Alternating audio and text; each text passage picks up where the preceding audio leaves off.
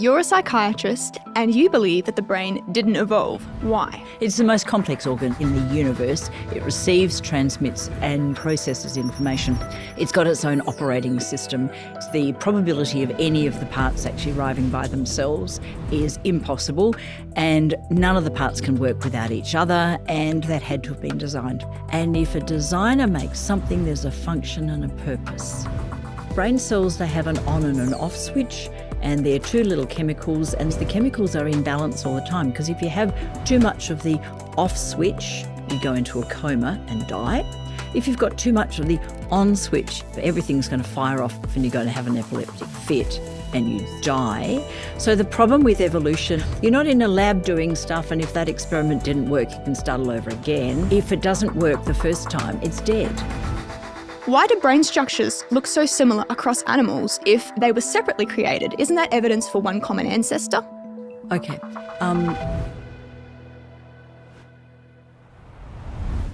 We've all been taught that evolution is the process of making everything, including the human brain. But how did intelligence arise from non-intelligence? So, Dr. Diane, you're a medical doctor and a practicing psychiatrist in over 40 years of experience. You've mentioned before that you work in a lot of mental health related issues, and you've also explored a lot of different belief systems, including atheism. Can you tell me why you think the brain didn't evolve? Right.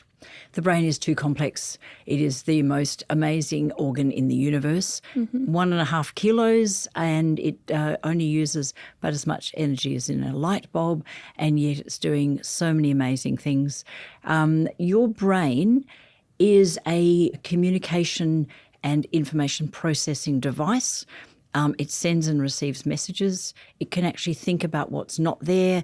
It can think into the future, and it can reshape itself.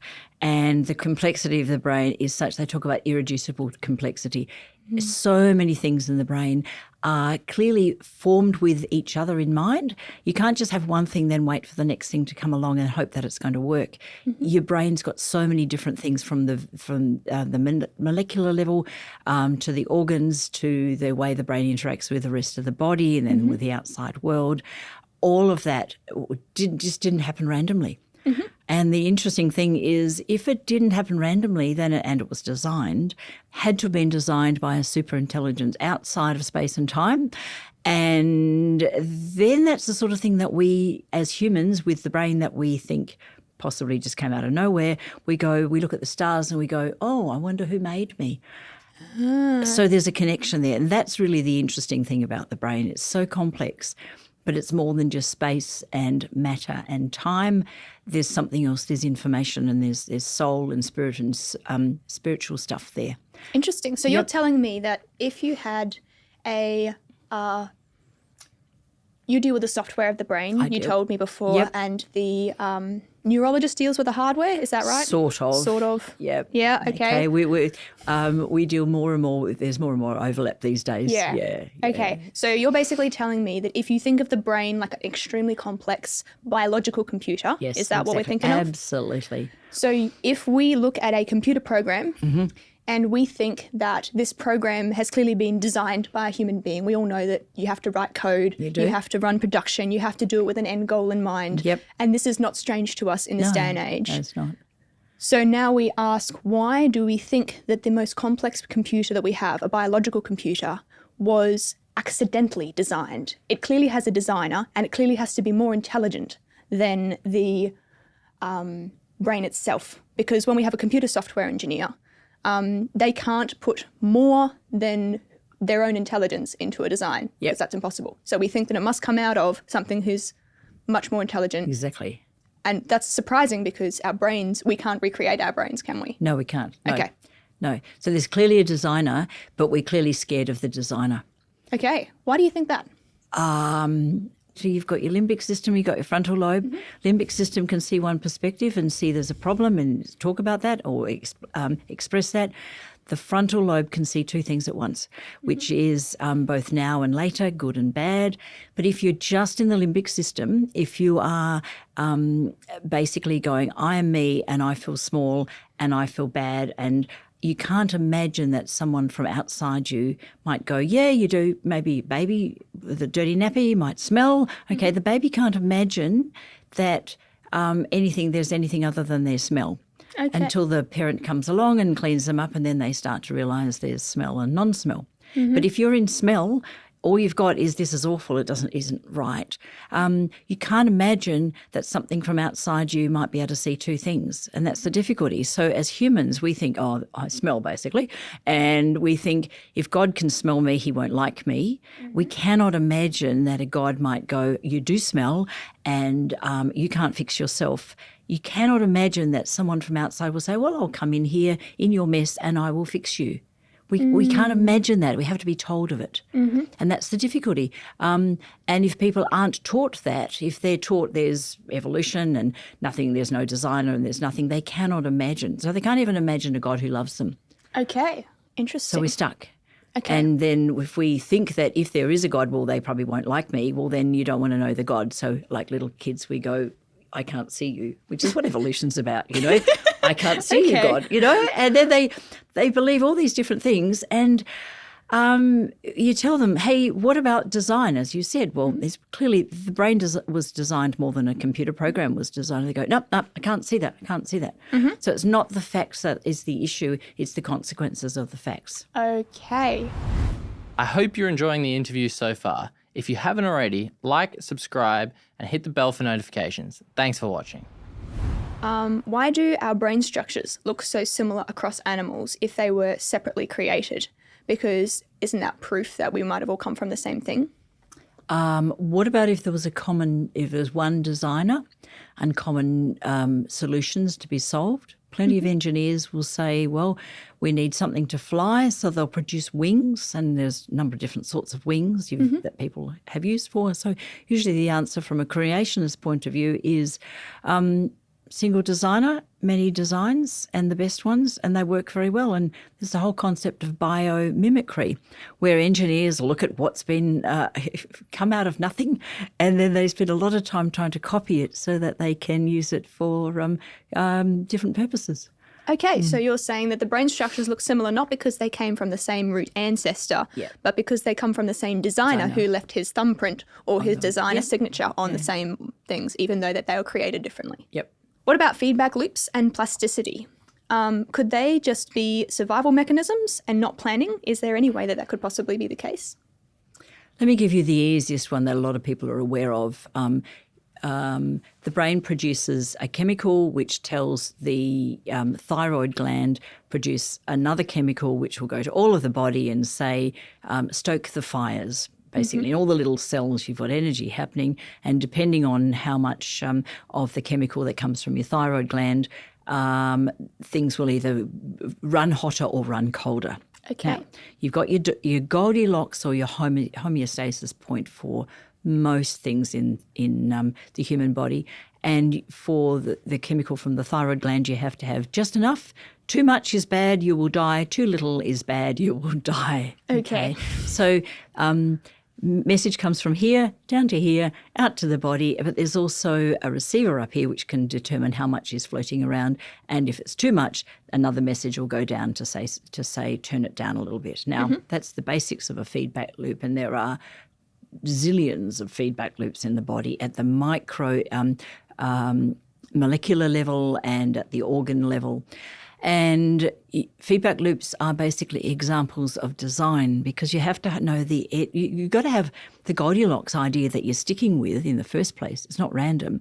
You also need to have something that you're aiming at. You've got to have something that you're sending, and you've got to have something that you're measuring, and then you've got to have a way of changing the thing. So basically you've got to start, you've got a goal, and you've got to know if you're on track, and you've got to be able to change things to get to being on track. And so you that don't is think this could have been goal-focused. accidental? The probability of producing one feedback loop is so rare, and then the whole body, the whole brain is together with so many different feedback loops that it's just not possible. It's impossible. Okay, so then we've got mathematically to you're go, saying there's no way? No. Not even with a lot of time? Not even a lot of time. What's time going to help you with? You can sit there and you can say, I'm here, I want to get to there. You can't say that. You're not allowed to say that. Well, you're not okay. No, so you can't say where you're going to go. Time You can only say, "I want to survive." randomly. I'm going to go all over the place. Well, that would be fine if it wasn't the fact that the postulate is this is living things, and if they don't work properly, they die. And that's the end of things. Mm-hmm. So how can you get from one simple thing to a complex thing if you don't know where you're going and you randomly go around and you try many, many ways that didn't work? You're probably going to find that that organism has died out a long time ago. Okay, so we can't have feedback loops as An a example survival of mechanism. evolution. No, It's not working? won't All right. work for you. What about plasticity? Plasticity. Plasticity is amazing. If you were designing something, you would put plasticity into it, wouldn't you? You'd have the ability to change things. You know, there's some little neurons in the front of the brain. They respond to joy, and you can always make new ones. You've got stem cells in the brain. They're just the ones sitting waiting to turn into other cells, and they respond to joy. They also respond to a face that sees me. Now, where do you get that from? Lifeless chemicals. Would that couldn't be a survival mechanism? Well, you've got to have something to survive in the first place. Where did that come from? It's a Okay. chicken and egg. It's a logical inconsistency. Okay. Let me tell you about some other feedback loops in the brain. Okay, now you've been dying to have this brain picked up I and really looked would. at. Okay, It's very cool. All right, 100 billion neurons in this one. They're just the neurons. They're the nerve cells, the computers, and they connect with each other along cables, just like you've got a device here and it's connected to something somewhere. Have you got a little plug-in device? Yeah, there's a USB plug here. port. Okay, well, Here we go. that's the equivalent of a synapse in your brain. Oh, So cool. it's where one thing plugs into another to talk to each other. So synapse, S-Y-N, syn means, With together? yes, exactly. What like does the naps part mean? apses, I think, is fastening. And I don't think we've got any English words from that one. But a synapse or a synapse is a fastened together place in the Okay. brain. So you imagine you've got your little brain cells and they're all connected in local area networks. And the reason this has been coloured different colours is because they've worked out, usually when things went wrong, they could go, oh, okay, this person's had a damage. If a person had damage at the back of their brain and suddenly couldn't see, people years ago could work out, oh, I wonder if that's the place of the brain where vision gets processed. And then the red bit here is really amazing. That is providing these things connect with your muscles and tell your muscles what to do. This part connects with the sensory area and will receive information, decide what to do, and then send it out again. So if you want to move your big toe or you feel something on your big toe, on what side's this one? This will be the left hand. This will be this is the right-hand side of your brain. Okay. Well, down here, you're going to feel sensation from your big toe in your left foot. Okay. And then if you want to twiddle your left foot, you've got to tweak something here. You've got to make a decision to the control of the left toe will be down here. So it's make your left toe. It's crossed kind over. of Yeah, connected like a cross. yeah, it's absolutely amazing. So this side in the motor side is going to be connecting to the other side of the brain. Now, where were we? So we've got local area networks, which is they've got jobs to do. They control particular things. And then you've got lots of you've got your grey matter, which is your computers. They're the neurons. Then you've got your white matter, and they are basically the cords. Oh, okay. And and they've got some fatty stuff around them called myelin, which is insulation. And Okay, they go so you're telling backwards me and forward. This is a grey cell here. It's a grey cell, right? yep. And And then here's this here, is this is my your- white cell. Yep. And then the covering of the cord Yep. is the Yep. No, insulation. they are actually white cells because they are cells which produce the fat, but they're called myelin, the insulation. So, Okay. So there we go. So Cool. this is actually biomimicry, because we've got this in the brain and Cool. we've designed things like that too. Where I work in psychiatry, psychiatrists or most doctors work in the synapses. So I'll explain those. Then I'll come back to the parts of the brain that psychiatry is very interested in, which is the limbic system, which is the part of the brain which tells you where you are now and what's going wrong. It's very much the now, it's the subconscious. And then you've got your frontal lobe here, which is the part of the brain which is able to see two things at once. Brain cells in here can actually see both good and bad, now and later, and you need that for design, actually. Right. So it's a bit like if you're only coming from your subconscious, you're just where you are. This is the part that sees and stands above and can go, okay, this is where I am, this is where I want to be, and this is what I need to do to get there. Do animals have this part, or is that just a human thing? They've got a little one. It's called the neocortex, and in humans, that's probably one of the places where we have the things that are particularly human, like looking at the stars and wondering, where did I come from? That's not what animals do. Music, and there's a lot of other animals, again, similar designer. They have variants of these things, and people have looked at the variants and said, oh, because birds sing, therefore that's where people get their musical concept from, not necessarily. So you've got music, you've got your ability to love, because love is basically seeing two things at once, bad and good at the same time, and wanting to proceed forward to good, making a choice. So anyway, let's go to synapses because they're fun. Okay. Yes. So tell me and you about wanted to know synapses. something about feedback loops. Yes. Okay. So if you imagine in a synapse, you've got one brain cell wants to talk to another brain cell, and there's a little gap in between their thing. You might even have a gap of air, the bit you plugged in. What happens is, on one side of the brain cell, there's little bags of things produced, and they're called neurotransmitters, because this is nerves talking transmission, And the little things, if you imagine little balls, so basketballs or softballs or something like that, so they're produced on this side, and you want to send a message from there to there, and so you spit out your little balls, they go across the gap, and then they go into, you've got some little hoops on the other side, and when the right ball goes into the right hoop, you get a little ping. If you get enough pings, the message goes on. Okay. There's a bit of design in that, because what if you evolved this side? Oh, I'd like to send a message to the other side. What with? I don't know. Well, I'm going to produce these little basketballs and I'm going to send them over. Well, how do you know the other side's going to have the right hoop to collect the basketball? Yeah, and how are they even going to read it? Exactly. And then what's going to happen next? So the whole thing, you can't explain by bit, random. It just happened over. And well, if we had enough time, we could try a whole lot of things and see how they go. The probabilities mean time didn't happen anyway, but you've got to have the whole thing all together before you even get started. You've got to have the information there. You do, because information doesn't come from matter. And codes don't come from matter. So every time you try and invoke evolution for even the simplest thing, you run into somewhere where you've got to say, oh, well, we don't know about that. We've got to imagine, isn't evolution marvellous? But if you really get down to tin tacks and go, this is absolutely amazing.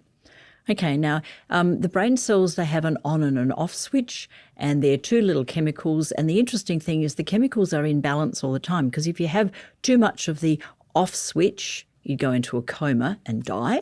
If you've got too much of the on switch, you're going to have, everything's going to fire off and you're going to have an epileptic fit and you die. So the problem with evolution is saying, okay, we'll just keep trying until we get there. Well, basically, you're not in a lab doing stuff, and if that experiment didn't work, you can start all over again. But a lab is controlled, and it's also got people who are telling information about it, so you can't do that. Yeah, but even so, it's basically saying the thing that evolved to so far is going to, I would want to say, it's going to push itself to something more complex. Well, no, it's going to accidentally find itself more complex. But if it doesn't work the first time, it's dead. Yeah. So you're not on the outside making something. You're on the outside. A design is here we started, and we're going to work our way along. And if we go off track, we can get ourselves back on track again. If it's evolution, I'm sitting in the position of I'm just continuing, and I might die, but I might not. And there's something complex happens over here, and then people go, "Oh, isn't evolution marvelous?" Well, if you actually look at it, it can't happen. If you're enjoying this interview so far, you might be interested to know that we also produce the world's most widely read magazine on the creation-evolution debate, Creation Magazine. It's packed with beautifully illustrated articles showing how real science supports the Bible. It's designed for the whole family and is a great tool for strengthening your faith. Sign up now to receive 4 issues per year. Follow the link in the description. You can't have something that accidentally became more and then died, because then you have to start all over again and you have to keep doing this until you get to this point. But that still doesn't make any sense, because you still have to be going towards this goal. It makes more sense to come from the outside in. Yeah. But if you come from the outside in, you've got to invoke a designer from outside of space and time who made time and space and matter. And if a designer makes something, there's a function and a purpose. Right. And you got to then say, well, if evolution doesn't work, and it didn't work, and we have to have a designer, and we're designed for something, then you've got to be, it's very scary, because you imagine a super intelligence. Yeah, well, that's pretty terrifying. It's absolutely terrifying. It could threaten you hugely. Yeah, exactly. And then you've got to say, well, why am I here? What does the intelligence want from me? Do they want to take me over? And mostly people think, well, they do, so therefore I don't want to know God. And if we've only ever been taught evolution, well, then we get to the stage where we go, I don't expect there's a God. Or if I'm told about a God, the God's pretty nasty, apparently. And then where does that leave us? Where do you think if you're a human being and you're designed, you happen to be purposeful. I mean, you don't get out of bed in the morning unless you've got some idea of what you're going to do. Right. And I know I work with people when they've got mental health issues and mostly this part of the brain isn't working very well. They can't get out of bed. You know, they're not silly, they're still intelligent. But if something goes wrong in here, they can go, I didn't do anything. I stayed in bed all day. I wanted to have a shower, but I couldn't get going. Do you know what I do to help them? I say, let's break this down and let's see the goal. You want to have a shower? Think about what it's going to be like when you've had your shower. So you imagine yourself at the goal. Okay, I'll be nice and clean. Now we go back and we start at the beginning. We say, think about what would be the very first step. Okay, it would be walking into the bathroom. Okay, what would be the next step? Maybe getting off my clothes. Next step, turn on the water. Next step, hop into the water. And we actually do that with people. Now, we do that with kids as well, don't we? We teach people, see the goal, see the first few steps. We don't say, randomly see what might happen when I get out of bed in the morning. Yeah, so we don't take that process. We don't take an evolutionary concept process in our lives. We're human and we have purpose. And one of our purposes is to connect, to communicate. And we also like to feel safe. We also like things to stay the same. So if something threatens us, we've got a few things we can do. We can run, we can fight. And then what do humans do when they're faced with, if they've only ever heard evolution and they're faced with some concept of God and they haven't heard that maybe the God is bigger than we can imagine and can actually love us when we stink. And then the people go, I don't want to know a God, and they do this all over again. And look, in my field in science, if you start to talk about creation, what they're basically going to do, because they either know that there's something and they're uncomfortable about a designer, and what do they want to do? They avoid or they attack. And what do we do these days? We cancel or we attack by either attacking the person or often they can't attack the ideas because you cannot refute any of this information. And they'll basically go, well, I don't care anyway, or you're wrong, or I don't like you, or they'll laugh and they'll mock and they'll change the subject and they don't want to know. So mostly we just get on with our jobs and we don't tell people about this information, but it's really fascinating to know it because what do you think would happen if you believed in evolution only? You're human, you've got purpose in life, you're taught there's no purpose, you didn't arrive for any reason, and then eventually you're going to die. What are you going to do? You mean if I lived this evolution out for real? Yeah, if you tried to live the evolution out for real. Well, I've got no purpose, so I have to create my own purpose. Yes, but then you will. is my purpose any good? It might not be any good. I suppose if I was looking at it from an evolutionary perspective and I was honestly trying to live that out, then I don't even know if my purpose matters.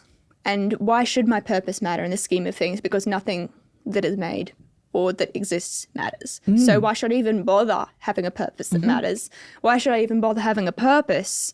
But yet there's something inside us that drives us to a purpose. Is this a will to survive? Well, that doesn't make any sense because why should I survive when there's no purpose? And why should I even pass my genes on when there's no purpose? And why should I do any of this if there's no purpose? No. And so really and that's much too hard actually. So maybe why don't I just die? Yeah.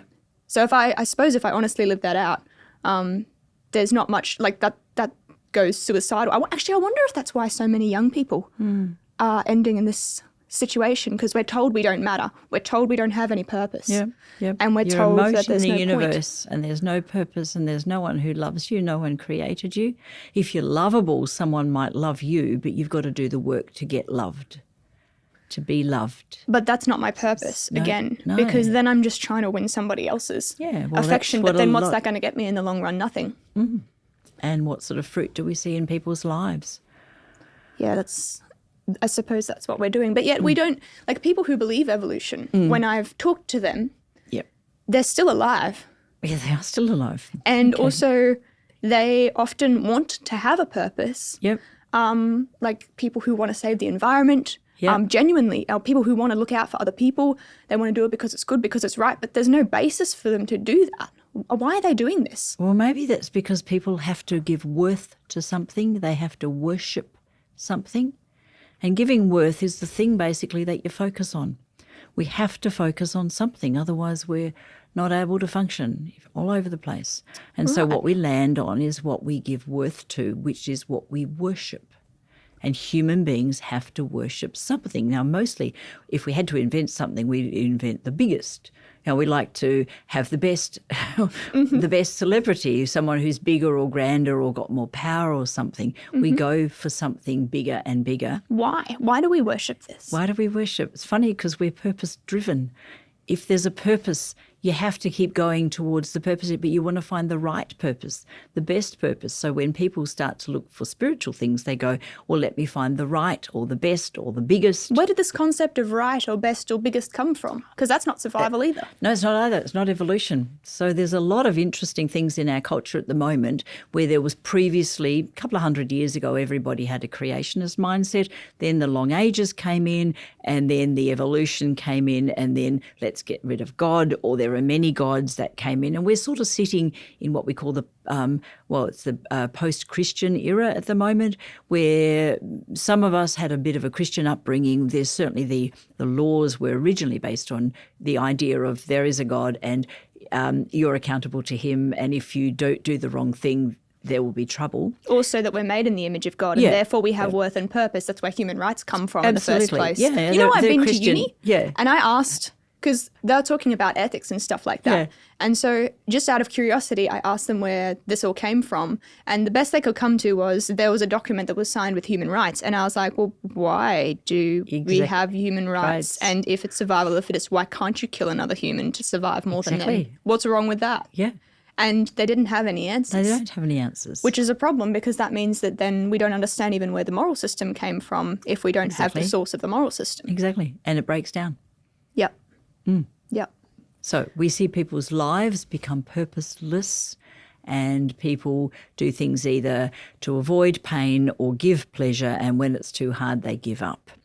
And then we also have people who have this desire to do good. Yeah. And then they find something to do good with. And at the moment, I think we're seeing almost a concept of the greatest good is going to win over everything else. And it's interesting that... Where does that come from? I don't know. It's very interesting that there's a one thing. Even the people who don't believe in anything religious, they go, well, this is the good that I think is right. And then they try and get rid of everybody else who doesn't agree with them, Well, which is almost saying there is purpose. There is one thing. If it was random and it didn't matter, well, then we wouldn't be fighting. It wouldn't matter. Yep. But we fight over ideas because humans want the best, the right idea. Now, we might differ about what that is, but when people are arguing, they're saying, this is what I want, and another one says, this is what I want. Why do we want anything anyway? If it's just evolution, why would we have a want? Yeah. No. So it's when you really try and say, okay, if I was completely honest as an evolutionist, you wouldn't be able to live in a society that we have. What we've just been talking about, we've been looking at this through a evolutionary worldview, and it's really dark. Yeah. What's the alternative? What alternatives do we have? Whatever alternative you're going to come up with doesn't come from yourself. It's got to come from outside. because evolution says I am all that matters, and if I get to the point where I'm stuck in a pit, I'm going to need some help from above, basically. Okay, so you can't go to other humans because they're on the same sort of... Unless those other humans have been out of the pit and are going to help rescue you out of the pit. Right. Yeah? Okay. So you're saying we need to seek help from something higher than us, something higher than our intelligence. Yeah, and most of us have done that at some stage. Right. Most of us have been to the stage of going, well, I'm a mote in the universe and that's nothing and that's scary. Why should I even exist? Mm-hmm. And for a while we can be going and setting out our own goals and chasing after, fame, pleasure, money, celebrity, all sorts of things that people all doing good, or all sorts of things that we go looking for. But eventually we get to the end of those things. And throughout my life, my career, I've seen many people get to the point. People try drugs, and it keeps that means they don't have to face the pain. And eventually they say, and it's that wonderful question, and how's that working for you? Oh. Okay, and God said that to me once. It's basically, Di, you're running your own life here and it seems to be doing okay, but on the other hand, how's that really working out for you? Oh, yeah. And I see young people who have lost hope, and I say, you know what are you here for? What do you really want to do with your life? What's your legacy? If when you get to the end of your life, you looked back and what do you want people to say about you? What was the whole point? All we have to do with our life is trade our time for something. And what we like to do, as I said, I'm pretty sure we're goal-directed. We like a bargain. We like something good value for our time. And I say to young people, have you had a thought about what is your life going to count for? What do you want to build? And I think the best good feeling we ever get is when we achieve a goal that our tribe values and we're doing something as a team, we become bigger than ourselves, greater than ourselves, because particularly if we've created something that goes on without us. And so we can be in a little one perspective here, and I'm myself, and that is so tiny. And if you don't agree with that, you're deluding yourself, you're dreaming. Then we say, I want to be part of something bigger. And then we find a tribe, and there are lots of tribes out there with lots of ideas. They say, come and join us and you will be happy. And then most people get to the point of going, well, but I'm going to die at some point. What happens then? Yeah. Now, if it's an evolution, it's basically, I don't know there's a God. I know there's not a God. When I die, who cares? I don't know. Well, That's a big gamble. That is a big gamble. On the other hand, if they go looking, the interesting thing is, you look at your brain and you go, this was actually designed by the most super intelligent personality we could even imagine. For purpose, for communication, for relationship, to be loved. Funny, I wonder if he has a phone number. Yep. And yet most people get to the point of crying out to God and they go, hello, is there anybody up there? Yep. Yep. Yep. And what we tend to find is if people really mean it, something happens. And you and I have heard many stories of people who got to the end of themselves, which is, they say, that's where, when you're at the end of your rope, that's when God steps in. But he is not a bully. He won't step in until you want him. And if you don't want him, he will say, fine, I'm knocking on the door, but, I'm not going to invade. You don't want me. He wanted to create children who would love him and be part of his creative endeavour, not robots. Right. Now, a robot starts somewhere, doesn't matter where it's going, it doesn't need to know where it's going. Humans, we start somewhere, we won't go anywhere unless we have some concept of where we're going. Right. Which is in the image of the designer. And generally what I say to people is ask, ask Jesus, literally. And I've looked at different religions and come to the conclusion that the one who has, the only one that counts is Jesus, who is the designer in a human form. Now, that does my mind. It took me a long time to get my head around that. That's another story for another time. But if you will actually ask, and maybe even read the Bible, because he said he wrote that as a instruction manual of how to live the best life, stuff happens. And it's amazing. I've worked with people, I work with a lot of people who are non-Christian, who are evolutionised. And one of the biggest compliments I had was a lady who'd rung up and said to the receptionist, I've seen she's a Christian. I don't want anything to do with religion. And so they'd written on her file, don't mention religion. And I thought, I am so privileged that she came because she wanted help and she was prepared to trust herself that a person who's clearly Christian and hopefully religious, not in the legalistic way, that I would be kind to her and not shove down her throat something that had previously obviously traumatized her. And no, I didn't mention anything with religion because that would have hurt her. But the very fact that she'd trusted me enough to say, I want to come and talk to you about the thing that I work in, but please don't hurt me in this way. I can't handle it. And I was just so impressed. I was like, it's lovely working with Christians, but with non-Christians, that was a real gift to me. I just love that. Anyway, Christians are, in a way, we're on the same page. If I'm working with Christian people, I'm not doing this alone. They already have met God. God has sent them to me, and I literally pray, send me people that I can help and keep away from me people I would make worse. Yes. And so when they come, I assume they're meant to be there, and I often say to them, well, why don't you ask God why you're here? And people go, okay. And then they close their eyes and, I've got this memory of something. I didn't realise. I didn't want to talk about it. No. And that's where they're usually stuck. And we go there. And then I go, well, ask God what went wrong and what you think about it and why it's causing trouble. And I do most of my work with Christians by asking questions. Sure, I give a lot of information about the brain. That's fun. But mostly what they want to do is connect with where the solutions really are. Yep. And then I would say sometimes, people say, can you pray for me? I don't normally ask unless I know that they want that. And if they ask to be prayed for, I go, okay, well, what do you want God to help you with? And then they go, I'd like blah, blah, blah. I said, well, do you think you could ask him yourself? Oh, okay. Well, that is prayer. I'm not a priest. I'm not a person in between the God and the person. That's what priests do.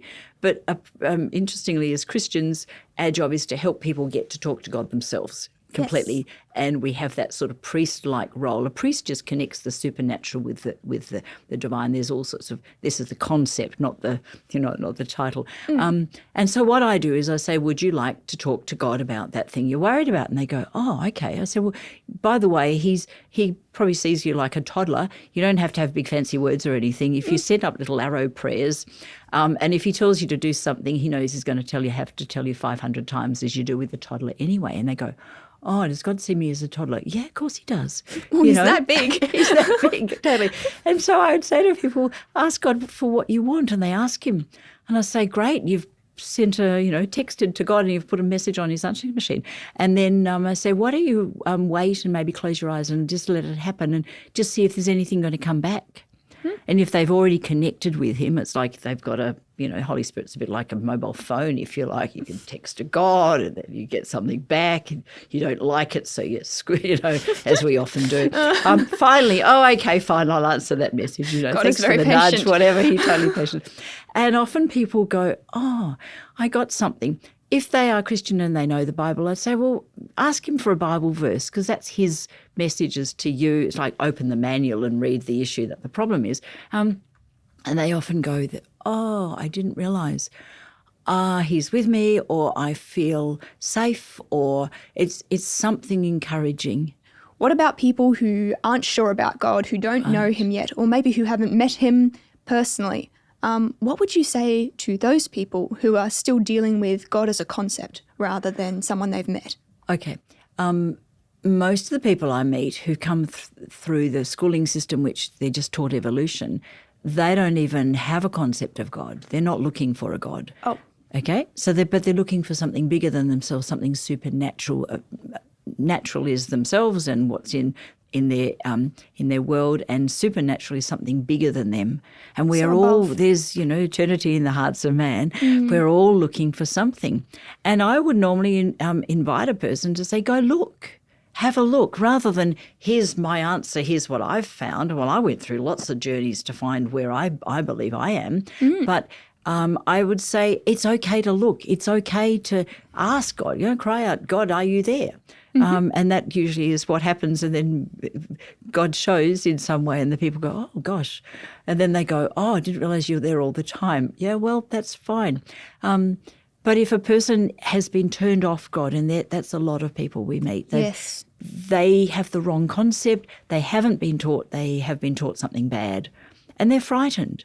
Like the lady who said, don't deal with religion. Well, clearly that's an issue of trauma there. And so we're kind to them. And I think, if you're an ex-smoker, you want everybody to be a person who doesn't smoke. And I think when people are Christians, they go, oh, look, I found something amazing. I'd like you to know about it. But so does every other religion, every other ism, every other let's save the world in any particular way. There's a lot of things, and I think that's great. And if people have that, if they go looking, they will find. The people that worry me more are the people who aren't looking. Who don't care, who say, I've made my decision. Or a friend of ours went to a creationist conference where the first one I went to, I'm going, oh my goodness, this information. Why wasn't I told this when I was really looking as a teenager, when I wanted to know what life was all about? And we had a friend who came along and heard all of this information from lots of different areas. And I said, oh, I thought he might want to become a Christian. And he's going, no, I can't fault any of it. No, I'm not looking, not interested. And if they're not interested, just be friends. Don't bring it up. If they don't want to bring it up, you don't bring it up. But they know about it, and if there's a time when they have a need and they'd like to know, they will ask. And you be kind about that, and basically just probably pray that they will know that God is there for them. True. Yep. So, because God yeah. often introduces himself. Usually we can't find him when we're busy doing this. We have No, to we first can't. look for We him can't. and then meet him Yeah. personally. And I trained in Christian counselling, and one thing we were taught, which took a great weight off my shoulders, was you are not the Messiah. You are not the one who saves people. You can't do that.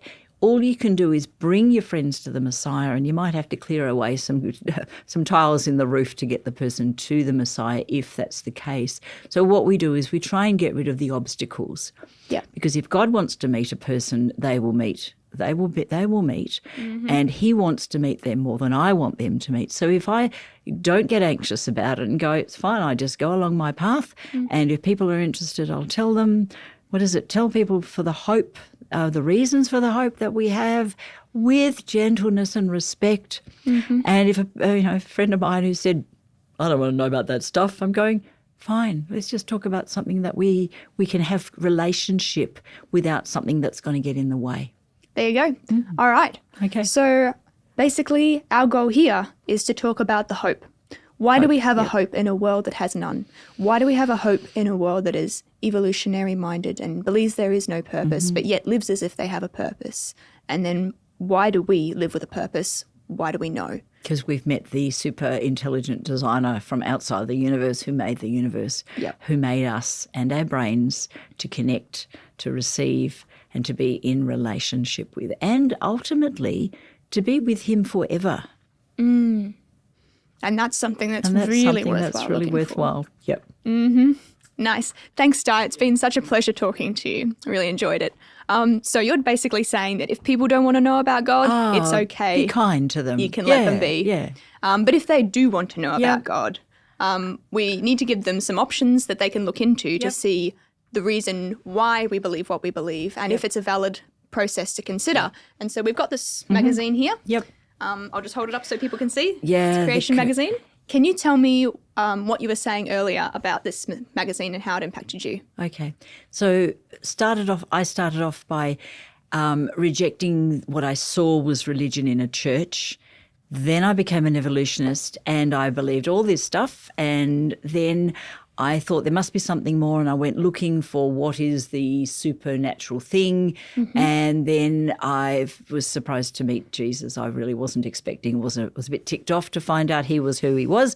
Then I found out he wasn't who I thought he was. However, coming from a scientific background, I assumed my friends would think I'd thrown my brains out, and I needed some evidence. And Creation Ministries, particularly the Creation Magazine, is just brilliant.